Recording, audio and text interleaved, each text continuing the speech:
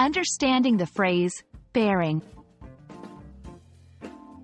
Hello, language enthusiasts. Today, we're going to dive into an intriguing English phrase, bearing. The word bearing has various meanings and can be used in different contexts. By the end of this video, you'll gain clarity on this phrase and will be able to use it confidently in your conversations. Bearing is a versatile word in English, and its meaning can shift depending on the context in which it's used. Here are some of its primary definitions. 1. Direction or path, often used in navigation or geography. This refers to the direction or path along which something moves or lies. For example, what is the bearing from this point to the mountain? 2. Relevance or relation. This context deals with the significance or the manner in which something relates to another. E.g., the document has a direct bearing on the case.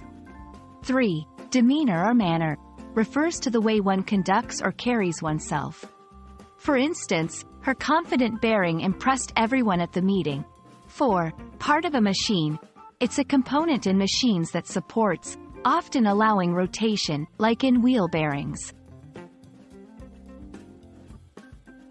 To ensure that you understand bearing in real-world contexts, let's go through some example sentences.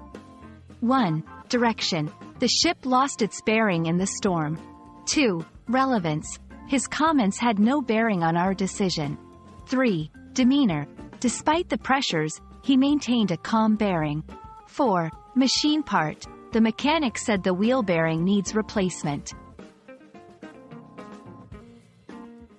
Many learners sometimes confuse bearing with other words or misuse it in conversations. Let's address a couple of common mistakes. 1. Confusing with bearing. Bearing is related to uncovering or revealing, as in bearing one's soul. It is different from bearing, which, as we've discussed, has multiple meanings. 2. Misusing in direction. Saying, "We are bearing east," instead of "We are headed east," or "Our bearing is east." And there we have it. We've explored the diverse meanings of bearing in English. Remember, context is key. The more you practice and use bearing in your conversations, the more natural it will feel. We hope this video has been enlightening, and we encourage you to bear these explanations in mind as you continue your English learning journey.